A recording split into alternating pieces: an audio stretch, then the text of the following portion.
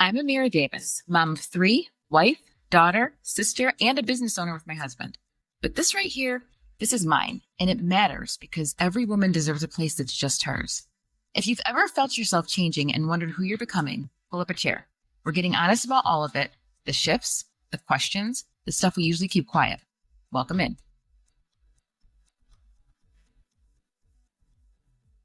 Have you ever looked back at a relationship and thought, how did I not see that? How did someone who seemed so certain, so charming, so sure of everything slowly make me feel like I was the problem? That's not a coincidence. That's a pattern, and today we're naming it. My guest today is a licensed clinical social worker who helps women understand exactly what happened to them and how to get their power back. This one's for every woman who has ever made herself smaller to keep the peace. Stay with me. So welcome back to the Shifted Podcast. I'm your host, Amira Davis. My guest today is Denise, and I should have said something before, Coercive. Okay, I got it right. Licensed clinical social worker, counselor, coach, and someone I actually went to high school and grade school with, seventh, eighth grade. It's changed now, but I digress. She helps women heal from narcissistic abuse and toxic relationship dynamics, and she hosts her own podcast called Charmingly Toxic. So make sure you guys follow that. Denise, welcome to the Shifted Podcast. Thank you for having me. I'm excited to be here. I'm so excited. So before we do anything else, we have a ritual on this show. Raise your glass or whatever it is that you have, and cheers to showing up today. I've got hydrogen water today. I have Prosecco and Diet Coke. I love it. That's my kind of girl. Cheers to showing up. So let's get into it. So before we dive into the work that you're doing, I want to acknowledge something. We did go to high school together and grade school together, which I feel like was that was such a long time ago. Like I'm talking to people, I'm like, no, I graduated like 20 years ago. And they're like, no, you didn't.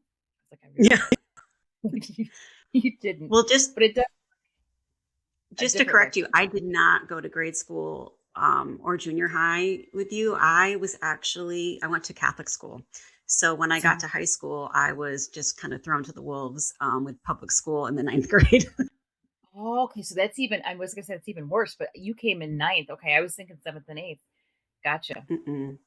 All right. Well, how have you been? And what's life look like for you since all those days, all those years ago? Well, I live in Texas now, outside of Dallas. I've been here about 19 years.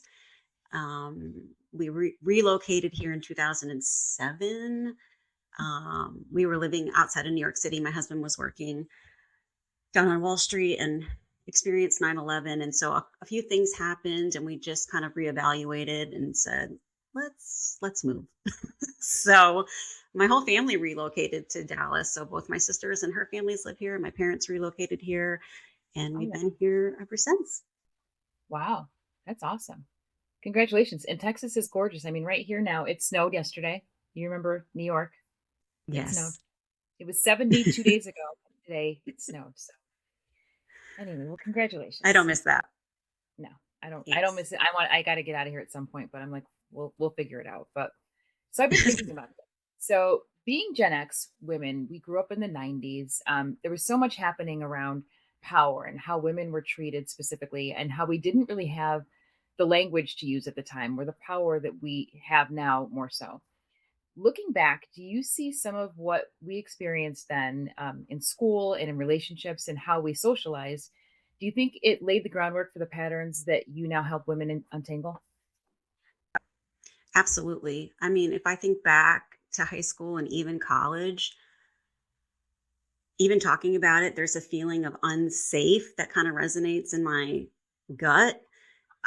Like I said, I was thrown into public school in the 9th grade and I felt very unsafe. And I felt like there was not a lot of adults monitoring or watching what was happening. Yeah. But also that I didn't have a voice to speak it. It was kind of just lay low and stay quiet was the message I felt. I don't know if you felt the same. Yeah, for sure. I think I felt like even the teachers, like you say, the teachers, the administrators, it was just like, this is what happens. This is what we do. This is your rite of passage. Get through it and you'll be fine. But if you make a big deal about it, or if you say that there's something wrong, you're going to be chastised. You're going to be laughed at, all these things. So you kind of just, you're quiet to keep the peace. And that Absolutely. affects I felt people. if I could describe it, I tell my daughters I felt like I was thrown to the wolves one, but then playing survivor. I really felt like it was constantly, what alliance am I in? How am I switching it up? Almost on a weekly basis of, keeping my head above water. I had so much anxiety during that time and undiagnosed depression. It was rough. Yeah. I'm sorry. And you couldn't name it at the time. Like that, I don't think depression was a thing to name at that time. No, and I don't remember having social workers or counselors on staff. I mean, my cousin told me later that there was a social worker. I just wasn't aware, but the counselors were just academic counselors. And so I really didn't feel like there was any adult to turn to say, hey, this is what's happening. Yeah, for sure. And it's interesting, you've got daughters too. And I've always said I want my daughter to learn differently. Um, Hmm. than what we were taught. And I can't blame my parents for that either because they didn't know any different because this was just the norm. And I think, our generation specifically, I think we've gotten really good at saying, no, we have a voice and this is what we won't accept. And we've tried to teach our kids a little bit different. Absolutely. Yeah, my mom had no clue. My mom went to Seton High School, so she had no idea what I was experiencing. But also, parents back then, I think they didn't really, I don't want to say they didn't care, but they just weren't involved like they are today. Yeah. They were too busy. I mean, working. I mean, think about it. Like, in the 70s and early 80s, women didn't do as much in the workforce. So if people worked, like my mom worked, it wasn't a thing for my Mhm. grandmother to work. So my mom was working. She had a lot of things on her plate to handle, plus, three kids. So, being able to handle that was a heavy lift, I think, at the time, for sure. Absolutely. So was there a moment when you realized that, it goes back to narcissism. Was that a moment that you realized that narcissistic abuse and toxic dynamics were the area you were called to focus on? No, I couldn't even label it then, probably till like 10 years ago, maybe, where Yeah. I would look back and be like, oh my gosh, that was a very toxic environment where there was abuses of power everywhere. But there was no language for that. Like I said, until, you know, I think for me, maybe 10 or 15 years ago. Yeah. I think same thing with me. Probably I've seen it, but a lot of the behaviors that I tolerated or dealt with or whatever, I don't think I knew how to name it. So it's interesting, that term too. So the term narcissistic abuse, it gets used a ton right now. It's on social Mhm. media, it's all over the internet, but I think a lot of people still don't fully understand what it actually is or what makes it different from being in, just a bad relationship or just a bad friendship or just a bad work environment. What do you think about that? Well, I definitely think it's overused. So there is narcissistic personality disorder where people have to meet certain criteria. But what I tell people is people can have narcissistic traits.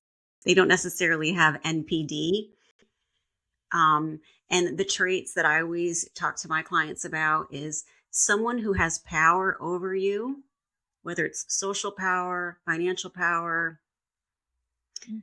um, emotional power, physical stance, and misuses it, which includes a lot of manipulation and lying, where the victim feels like they have limited choices to no choice. They feel like they're stuck in Mm. this invisible cage that they cannot get out of. Okay. I love that.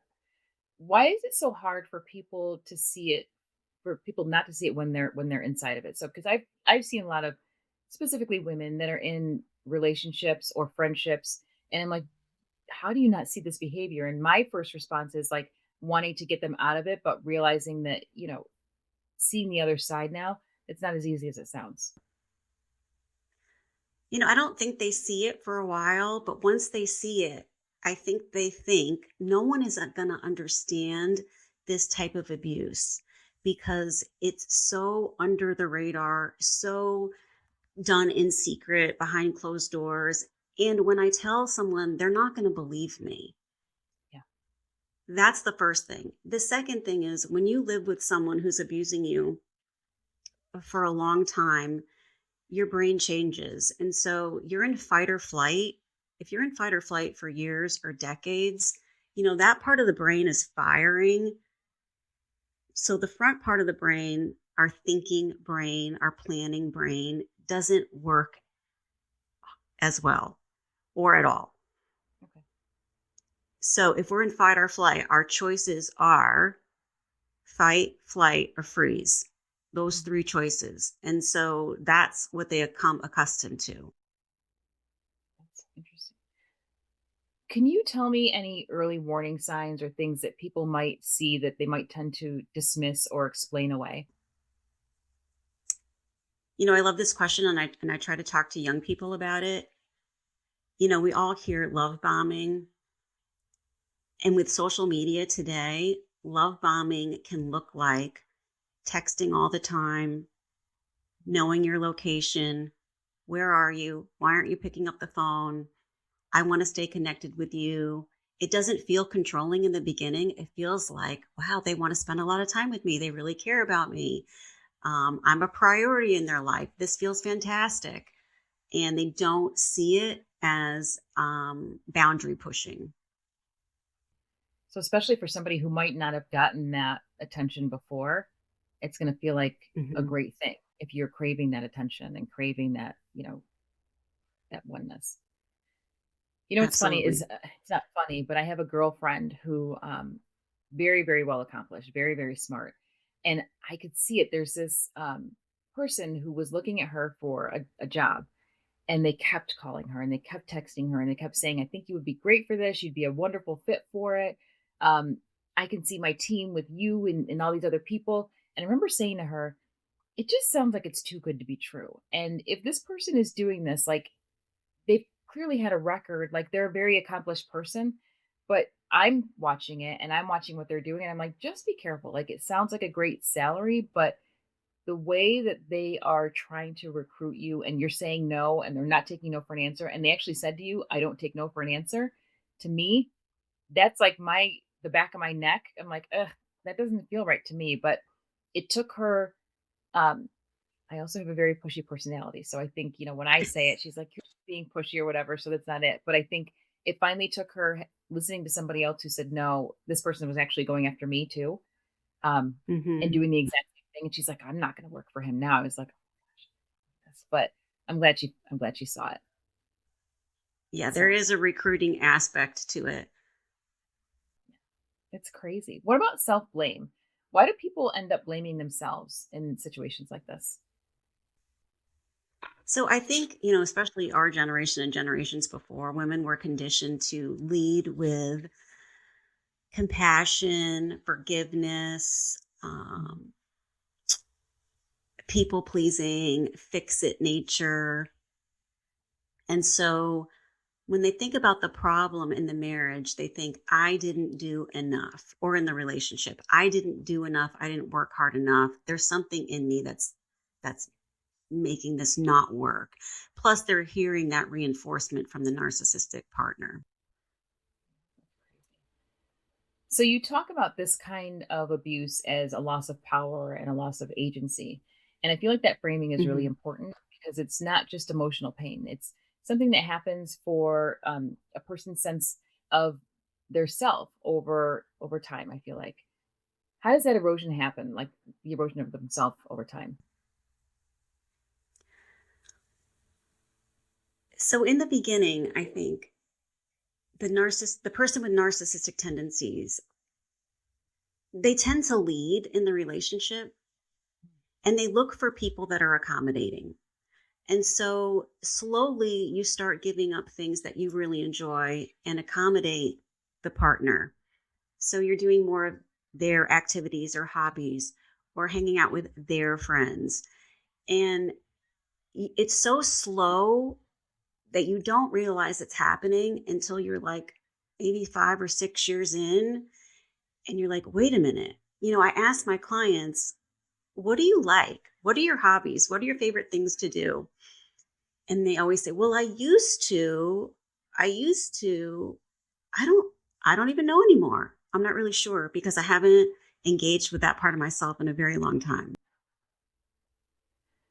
That's it's again, I relate back to my friend, same thing. She's like, I don't know what I like anymore. She's like, I like to do Mhm. this or this. She goes, but you know, I always did what they like to do. I always did what made them happy. And I wanted to keep the peace because we had kids and things like that. So it's just very, very heartbreaking a little bit. But um another question I have for you is when people on the outside say, why didn't they just leave?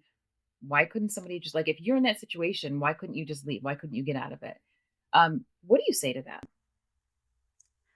People don't understand the coercion aspect, the coercive control, because they don't see it, right? Mhm. But the coercion is great. And so if you think of who has power in the relationship, who has power over the narrative of the relationship, who has more power socially in society based on their job, who they network with, who has the financial power, um, who's doing the finances.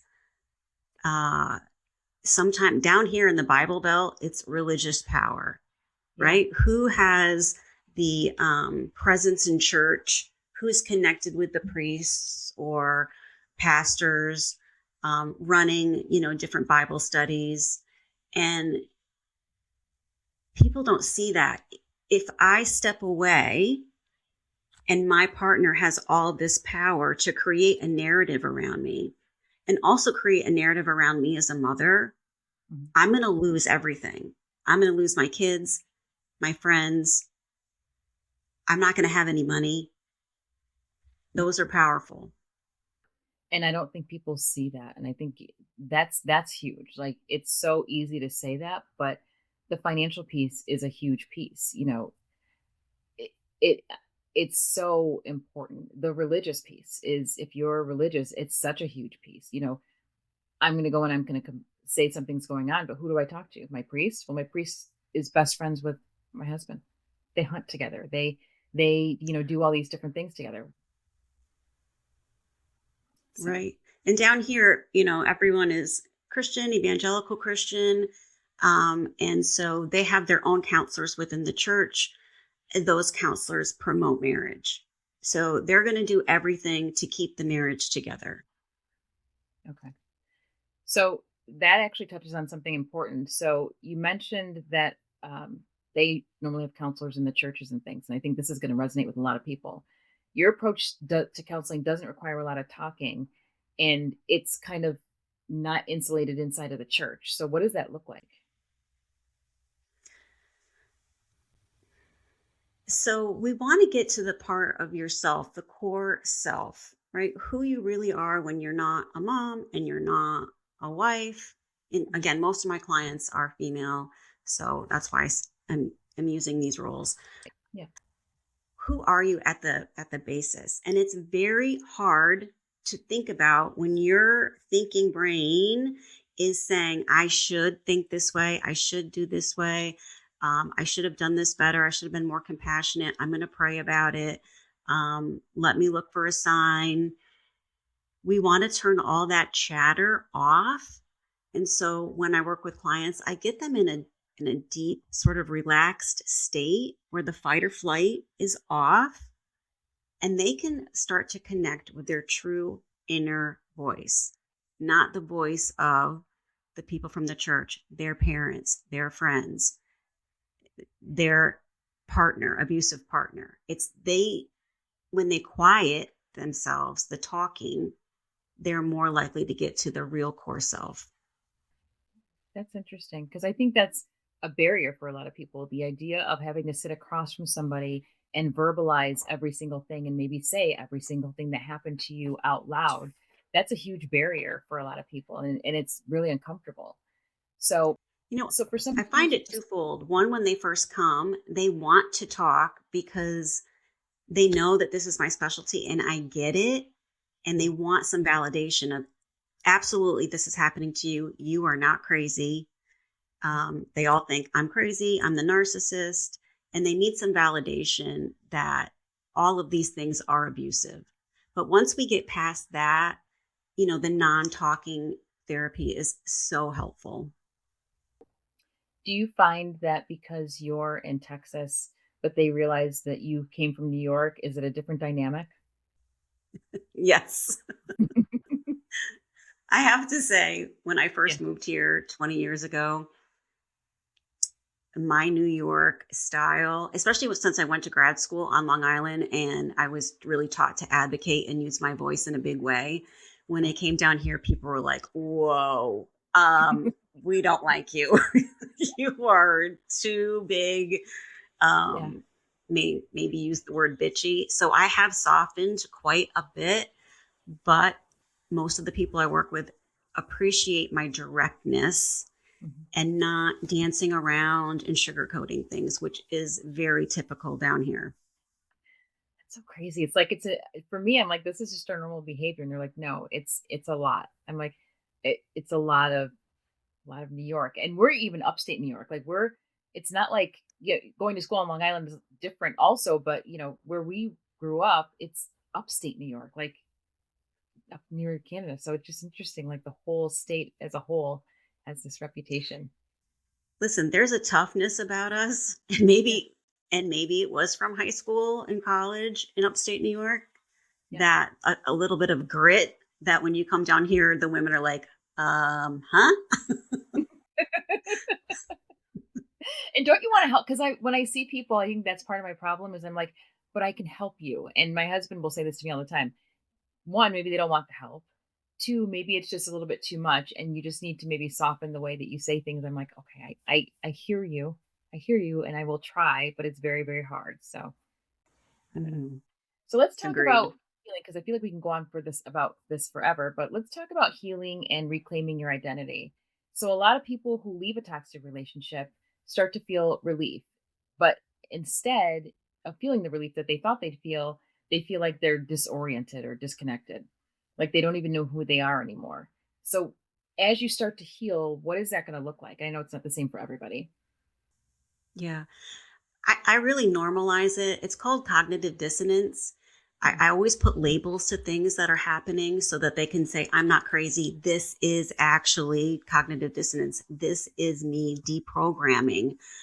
I work with people coming out of cults too, religious cults. And so it's kind of the same thing. I have to relearn how to think. In a cult environment or a narcissistic controlling relationship, they tell you exactly what to think, when to think it, what are the right answers. It's constant rule following. And to deprogram from that takes a while.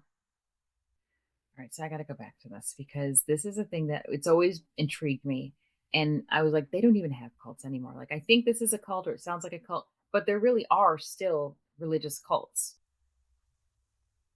Oh, yes, in the South, for sure. Really? Everywhere, but yes. Mhm. So, what is that? Just briefly, I know because we don't have a ton of time, but tell me briefly what does that look like? A cult is defined by a lot of things, but the biggest thing is you cannot get out without losing everything. Okay. There's no easy way out of a cult. And so that's one of the most defining factors. So if you think of a religious cult down here in the South, it's you can't decide, I don't want to be in this religion anymore. This doesn't feel safe for me. I'm having a lot of questions about this. Then it's you are excommunicated, you are cut off, you no longer have those friends in the church, you no longer have a support system. It's kind of like good luck, you're on your own, and you have to recreate your life. Okay. So when I retire, I will be going out west. I decided Yes, same. that's where I'll be going.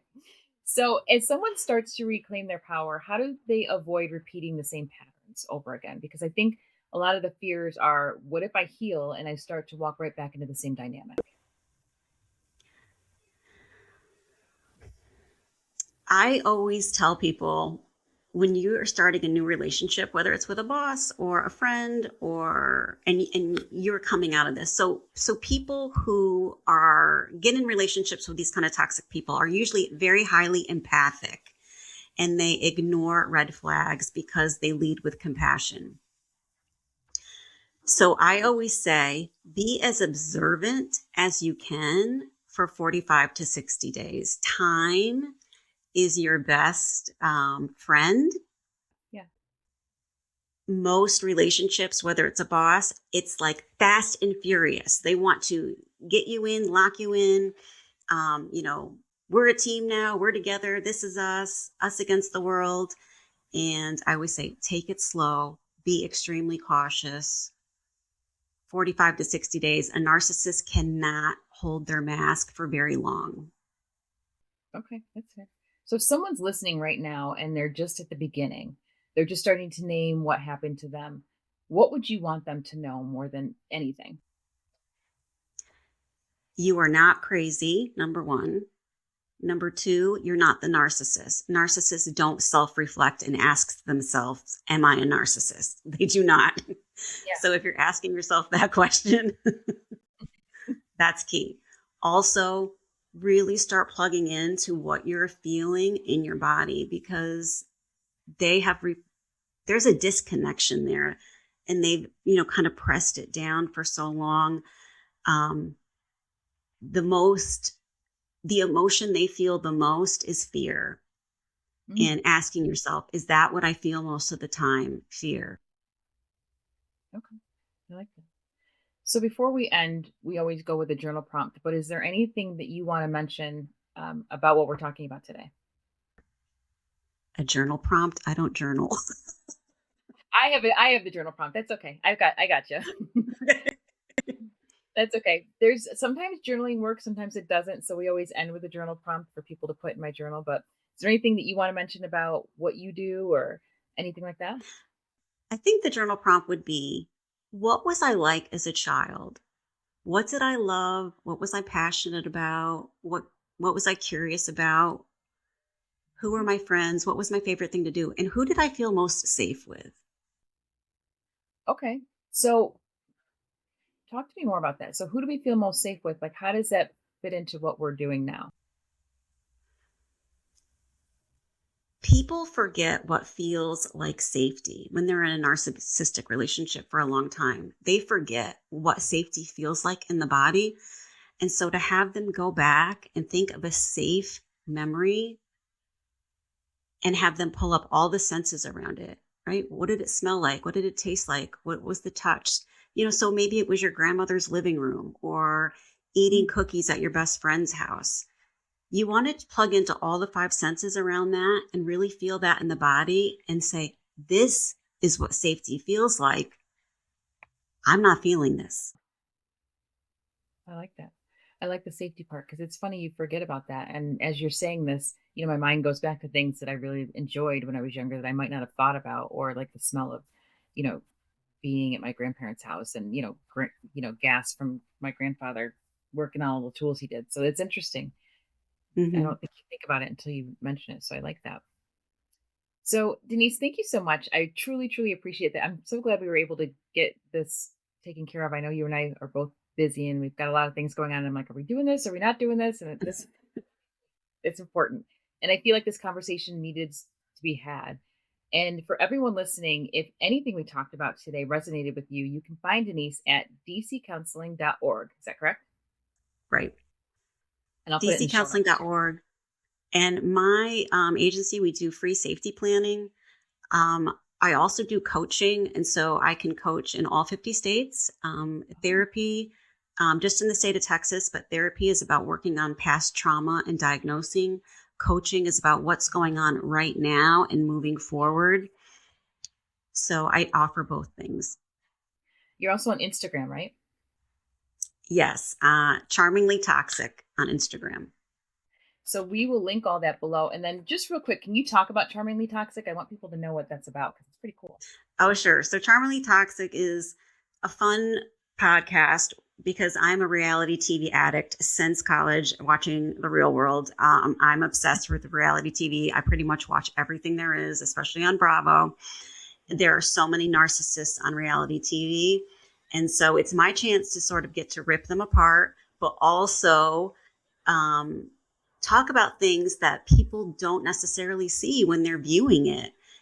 Point out, hey, this is a trait, this is a narcissistic trait.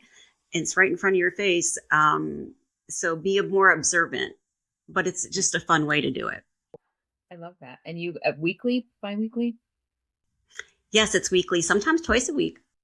Oh, okay, nice, nice. So before I go, thank you so much. Next week we're going to be talking with Jennifer Kasmark. So she's a K through 12 administrator, and we're going to have a conversation that's going to be a little bit surprising. So we're talking about identity, leadership, and what it actually means to show up in roles that take everything from you. Those are her words, while you're still figuring out who you are. So if you haven't subscribed yet, now's the time, and follow us on social media at Amira Evolved is where you can find me everywhere. You'll get updates and tools, and I'll link everything below. So, Denise, thank you so much. I appreciate it. It's good to see you. You look the same as you did in high school, though. Isn't it funny? Like, Oh, you look the thanks. same. You too. You Great. don't age at all. I feel like I was telling somebody, I'm like, Thank oh you my for gosh, my having niece is going to the gym, and I was like, oh, I was like looking at all these younger people working out. I'm like, I'm the older one now. I don't like this. How do I get it? But I'm still here, so I guess that's all that matters.